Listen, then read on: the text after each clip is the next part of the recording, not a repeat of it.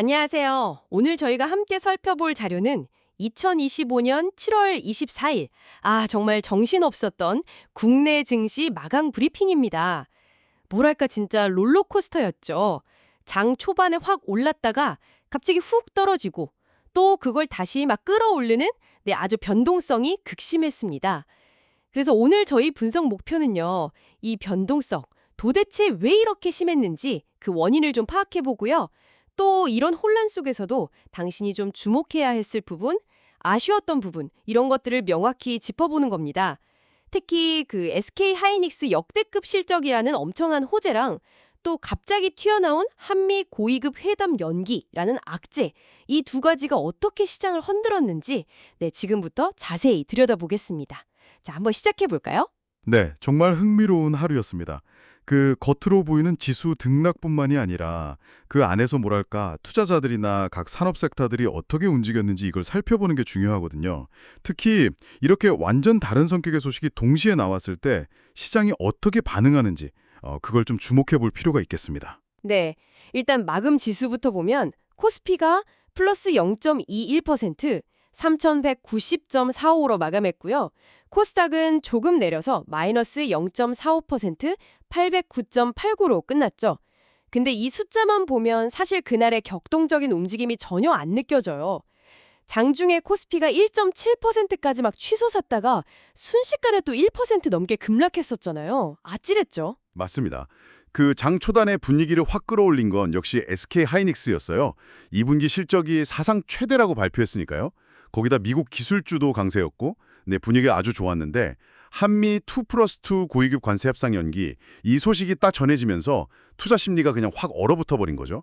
그게 급락의 주된 원인이었습니다. 아하, 근데 바로 그 지점인데 이 관세 협상 연기 소식이 왜 그렇게 충격이 컸을까요? 그냥 연기된 건데 말이죠. 뭔가 더 있나요? 네, 좋은 질문이십니다. 이게 그냥 단순 연기가 아니라 이 협상에서 다룰 걸로 예상됐던 게 그 자동차나 철강 같은 우리나라 주요 수출 품목에 대한 관세 문제였거든요. 그러니까 연기 소식은 이 민감한 부분에 대한 불확실성을 다시 확 키워버린 거예요. 투자자들 입장에서는 이거 혹시 문제 생기는 거 아니야? 이런 걱정을 하게 만든 거죠. 그래서 자동차주들이 특히 민감하게 반응하면서 하락을 이끌었습니다. 그게 핵심이었어요. 아하, 그렇군요. 불확실성 때문이었군요. 근데 더 재밌는 건 그렇게 급락하던 증시를 다시 확 끌어올린 힘이에요. 외국인이랑 기관 투자자들이 갑자기 저가 매수, 이걸로 막 들어와서 낙폭을 거의 다 만회시키고 심지어 코스피는 플러스로 돌려놨단 말이죠. 외국인이 7,400억 원 넘게 샀고 기관도 1,200억 원 이상, 이틀 연속 같이 산 거죠. 근데 개인들은 반대로 9,500억 원 넘게 팔았고요. 이 온도차는 뭘까요? 네, 바로 그게 오늘 시장의 또 다른 핵심인데요. 외국인이랑 기관은 이 급락을 일시적인 충격, 좀 비이성적인 패닉셀링이다 이렇게 본 것 같아요. 그래서 오히려 이때가 싸게 살 기회다 이렇게 판단하고 매수에 나섰다고 볼 수 있죠. 뭐 과거에도 이런 뉴스 때문에 급락하면 외국인 기관 매수 들어오면서 단기 반등하는 경우가 꽤 있었거든요. 약간 패턴 같은 건가요? 뭐 그럴 수도 있습니다. 그들의 어떤 플레이북대로 움직였다고 볼 수도 있겠죠. 다만 좀 걸리는 건 고객 예탁금은 줄었는데 신용잔고는 소폭 늘었다는 점. 이건 변동성 속에서도 레버리지 투자는 여전하다는 걸 보여주고요. 그리고 또 하나, 코스피, 코스닥 둘 다 하락 종목 수가 상승 종목 수보다 훨씬 많았다는 거. 코스피 하락 709, 버스 상승 193, 코스닥 하락 1236, 버스 상승 413. 이건 기억해야 합니다. 그러니까 지수는 버텼지만 속은 별로 안 좋았다. 네, 맞습니다. 전반적인 투자 심리는 상당히 좀 위축되었다 이렇게 봐야죠. 그렇군요. 그럼 이런 혼란 속에서도 유독 강했던 테마들, 분야들은 어디였을까요? 네, 몇몇 테마는 정말 시장 분위기랑은 완전 딴판이었어요. 대표적인 게 역시 2차 전지, 그리고 리튬 관련주들입니다. 중국 감산 기대감이라든지 리튬 가격 반등 소식이 계속 나왔고요. 거기다 LG 에너지 솔루션 특허 소송 승소 소식까지 더해지면서 AFW 플러스 29.93, 중앙첨단 소재 플러스 26.19%, LG 에너지 솔루션 플러스 9.36% 이런 종목들 아주 강했죠. 와, 상승률이 엄청나네요. 그렇죠. 또 에너지 저장 장치 그 ESS 테마도 정부의 대규모 사업자 선정 기대감 이런 걸로 주목받으면서 신성 ST 플러스 13.22% 같은 종목들이 올랐고요. 그리고 HD 현대인프라코어가 실적을 아주 잘 냈어요. 깜짝 실적.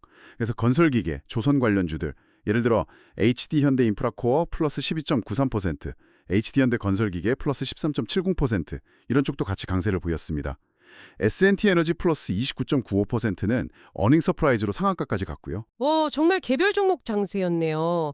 반면에 자동차주는 아까 말씀하신 대로 현대차 실적 부진이랑 협상 연기 때문에 같이 좀 빠졌고 마이너스 2.03%, 제지나 핀테크 이런 쪽도 약했군요. 네, 맞습니다. 자, 그럼 오늘 분석을 한번 정리해 보겠습니다. 7월 24일 우리 증시는 SK하이닉스 실적이라는 아주 강력한 호재와 한미 협상 연기라는 돌발 악재가 정면으로 충돌하면서 그야말로 극심한 변동성을 보인 하루였습니다. 하지만 외국인과 기관의 저가 매수세가 유입되면서 코스피는 결국 강보합으로 마감했고요. 이런 혼란 속에서도 2차 전지나 ESS, 건설기계 같은 특정 테마는 아주 강한 모멘텀을 보여줬습니다. 자, 그럼 이 모든 것이 당신에게 시사하는 바는 뭘까요? 네, 그 거시적인 뉴스 있잖아요. 예를 들면 무역 협상 같은 거. 이런 게 시장 전체 투자 심리를 순식간에 얼어붙게 할 수 있다는 걸 다시 한번 봤고요. 하지만 동시에 개별 기업의 어떤 실적이나 특정 산업의 모멘텀, 2차 전지나 ESS 같은 거요. 이런 건 여전히 주가에 강력한 영향을 미친다는 점도 분명해졌습니다. 결국 중요한 건 그 지수 등락이라는 큰 그림 너머에 있는 개별 동력들, 그 이야기들을 파악하는 안목이 아닐까 싶습니다. 네, 안목이 중요하군요. 마지막으로 당신께 한번 질문을 던져보고 싶습니다. 이번 한미 고위급 관세 협상 연기 소식이 시장에 예상보다 좀 큰 충격을 줬잖아요. 이걸 생각해보면 앞으로 비슷한 어떤 지정학적 리스크나 무역 관련 불확실성 뉴스가 나왔을 때 우리 시장이 과연 얼마나 더 민감하게 반응할까요? 그리고 이런 잠재적인 변동성 속에서 당신은 어떤 투자 전략을 한번 고려해 볼 수 있을지 생각해 보시면 좋겠습니다.